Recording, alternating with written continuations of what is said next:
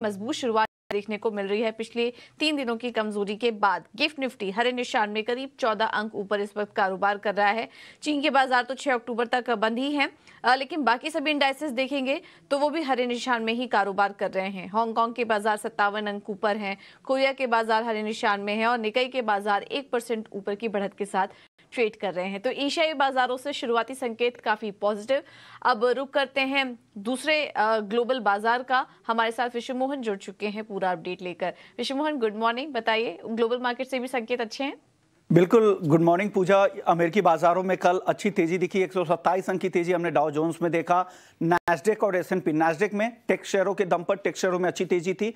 Nasdaq में करीब करीब 1.5% और 1% के आसपास की तेजी एसएनपी 500 में दिखी। आप जैसा हेडलाइन में पढ़ भी रही थी, एडीपी जॉब ग्रोथ, जो प्राइवेट सेक्टर के जो जॉब ग्रोथ के नंबर्स थे वो काफी कमजोर थे। अनुमान से सिर्फ 89,000 जॉब से सितंबर के महीने में आए, जबकि बाजार अनुमान था 1,60,000 आंकड़ों का, तो वो अनुमान से काफी नीचे था। इससे लग रहा है कि फेड के रुख में हो सकता है कि अब आगे नरमी आए, नवंबर की बैठक में ब्याज दरें नहीं बढ़े। इस अनुमान में यहां पर सपोर्ट मिला और साथ ही उससे बॉन्ड डील भी आपने देखा कि यूएस 10 ईयर बॉन्ड डील में भी नरमी आई थी 4.81% के आसपास। कल जब हम लोग बातें कर रहे थे उस समय था जो 4.7% के आसपास फिसल कर आ चुका है, तो वहां पर एक सपोर्ट है। दूसरा सपोर्ट आया कच्चे तेल से।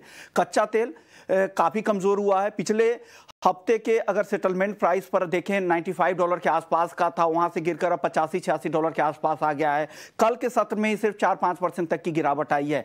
यूएस में गैसोलीन के स्टॉक्स बढ़े हैं। कशिंग ओक्लाहोमा, जो WTI क्रूड का मेन डिलीवरी हब है, वहां पर भी 8 हफ्ते के बाद स्टॉक में बढ़ोतरी हुई है। हालांकि स्टॉक में ओवरऑल स्टॉक में थोड़ी नरमी जरूर आई, लेकिन कच्चे तेल को लेकर जो ओपेक प्लस, जो सबसे बड़ा कार्टेल है प्रोड्यूसर्स का, वहां भी उन्होंने पॉलिसी में कोई बदलाव नहीं किया है। तो ये सारे फैक्टर्स क्रूड पर दबाव, क्रूड में अच्छी नरमी देखने को मिली है, जो बाजार के लिए, खासकर इंडियन मार्केट के लिए काफी सपोर्टिव है।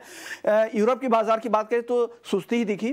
कुछ बाजारों में तेजी दिखी, एक आध में हल्की नरमी भी दिखी, तो वहां से कुछ खास संकेत नहीं है। लेकिन एशियाई बाजारों में ज्यादातर बाजार मजबूती के साथ कारोबार कर रहे हैं और लग रहा है कि घरेलू बाजार में भी आज एक सपोर्ट वहां से मिल सकता है। पूजा,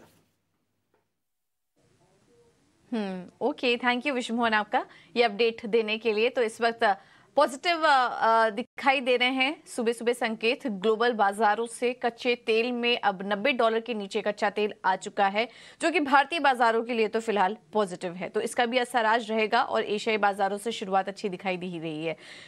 एक बार एफआईआईज और डीआईएस के आंकड़े भी देख लेते हैं, उसके बाद हम समझेंगे कि आज मार्केट पर कहाँ नजर होगी, क्योंकि आज है निफ्टी की एक्सपायरी भी, वीकली एक्सपायरी भी है आज। तो उस लिहाज से कौन से स्तर आज अहम होंगे, इस पर भी हम बात करेंगे। अब एफआईआईज कैश मार्केट में कल भी बिकवाली करके गए। लगातार 10 दिनों की बिकवाली जो थी वो जारी थी और कल भी करीब 4,424 करोड़ की बिकवाली का आंकड़ा एफआईआईज का नजर आ रहा है। तो ये एक थोड़ा दिक्कत वाली बात है। लेकिन डीआईएस की तरफ से खरीदारी जारी है और 1770 करोड़ के आसपास की खरीदारी हुई है डीआईआईज की तरफ से। इंडेक्स फ्यूचर में भी बिकवाली का ही आंकड़ा है, बहुत बड़ा नहीं है, लेकिन बिकवाली है नेट 560 करोड़ की। लेकिन इंडेक्स ऑप्शन में देखिए 40,306 करोड़ की बिकवाली का आंकड़ा इंडेक्स ऑप्शन में नजर आ रहा है। तो एफआईआईज की तरफ से लगातार बिकवाली जारी है। एक बार इसको समझ लेते हैं कि इन आंकड़ों को कैसे रीड करें और आज के लिए निफ्टी और बैंक निफ्टी के कौन से लेवल इंपॉर्टेंट होंगे। हमारे साथ केआर चौकसी से हेमंत कपाड़िया जुड़ चुके हैं। Hemant, thank you so much इचिना स्वदेश को समय देने के लिए। तो एफआईआईज की तरफ से लगातार बिकवाली का आंकड़ा बना हुआ है, इसे आप कैसे देख रहे हैं? स्पेशली ऑप्शंस में कल काफी बिकवाली होकर के गए, कैसे देख रहे हैं आप इन आंकड़ों को? और फिर आज के दिन क्योंकि एक्सपायरी है, किन स्तर पर, किन लेवल्स पर आपकी नजर रहेगी? A very good morning to you, Pooja. Thank you for having me on the show.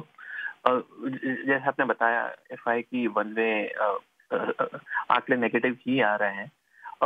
एक तो जो डॉलर इंडेक्स है, अगर आप देखेंगे पूजा, वो कंटिन्यूसली ऊपर है। कल लग रहा है कि थोड़ा टाइम भी यहाँ पे रुका हुआ है। क्रूड नीचे आ गया, वो तो बहुत ही अच्छा है ब्रेंट अपने लिए, लेकिन जब तक डॉलर इंडेक्स में थोड़ी वीकनेस, सस्टेन वीकनेस नहीं आती पूजा, तब तक एफआई की सेलिंग ही चलती रहेगी और कमोडिटी मतलब गोल्ड, सिल्वर, मेटल्स पे भी प्रेशर रहेगा। लेकिन जैसे मैंने बताया, अभी लग रहा है टाइम बिंग अगर 107.5 के ऊपर डॉलर इंडेक्स सस्टेन नहीं करता और 5.5 के नीचे बंद आता है, तो एक मार्केट में भी रिलीफ हो जाएगी और शायद एफआई के जो आंकड़े कंटिन्यूस नेगेटिव आ रहे हैं वहां भी थोड़ी पॉजिटिविटी दिखने को मिल सकती है। पूजा जी बिल्कुल, बहुत इंपॉर्टेंट पॉइंट्स आपने हाईलाइट किए। डॉलर इंडेक्स को देखें, 100 कल हल्की नरमी आई थी, लेकिन जब तक ये सस्टेनेबल नहीं होगा, ऐसा ही लेवल्स यहाँ पर नहीं दिखेगा और 105 के आसपास के लेवल्स आते हैं, तब थोड़ा एक राहत की बात होगी बाजार के लिए और एफआईएस की बिकवाली तभी रुकेगी। इसके पहले हम देख रहे हैं बाजार में फिलहाल बेरिश मोमेंटम ही दिखाई दे रहा है, तो इंडेक्स से फिलहाल दूर रहने की राय। तो हेमन, स्टॉक स्पेसिफिक आइडियाज क्या होंगे आपकी तरफ से? स्टॉक स्पेसिफिक एक कॉन्ट्रा बाय कॉल रहेगा पूजा। अगर आप चार्ट देखेंगे तो एचडीएफसी बैंक बहुत ही ओवरसोल्ड है। कल टेक्निकल पैरामीटर्स में एक अपवर्ड बार रिवर्सल का पैटर्न दिया है पूजा, तो यहाँ पे एक बाउंस, एक रिकवरी, रिवर्सल की बात नहीं कर रहा हूँ, एक रिकवरी, इंट्राडे रिकवरी के लिए हम लोग ये कॉन्ट्रा कॉल दे रहे हैं। एचडीएफसी बैंक 1525 के आसपास की एंट्री, 1521 का स्टॉप लॉस और 1545 का टारगेट रहेगा। इंट्राडे बाय कॉल रहेगा, रिस्क रिवॉर्ड रेशियो 1:2। दूसरा स्टॉक जहाँ पे भी एक बाय कॉल रहेगा आईटी है, एचसीएल टेक। अगर आप कल के चार्ट देखेंगे पूजा तो इन्फोसिस है, टीसीएस है, आईटी इंडेक्स है। इंट्राडे लो से थोड़ी रिकवरी देखी गई है और नैस्डैक भी प्लस में बंद आया है, तो यहाँ पे भी ये थोड़ा स्पिल ओवर इफेक्ट हो सकता है क्योंकि आईटी काफी प्रेशर में रहा है, तो यहाँ पे भी नियर टर्म में रिलीफ देख सकते हैं। तो एचसीएल टेक में 1238 के आसपास की एंट्री, 1230 का स्टॉप लॉस और 1254 का टारगेट रहेगा। ये भी buy call, intraday buy call रहेगा Pooja. Okay, thank you Heman आपका ये रणनीति सुझाने के लिए। एचडीएफसी बैंक भी कल हमने अच्छी रिकवरी भी देखी थी, आज भी वो जारी रह सकती है, तो इंट्राडे के लिहाज से ये लेवल्स आपको दिए हैं 1545 का, और एचसीएल टेक में भी खरीदारी करने की सलाह 1254 के टारगेट्स के लिए। आगे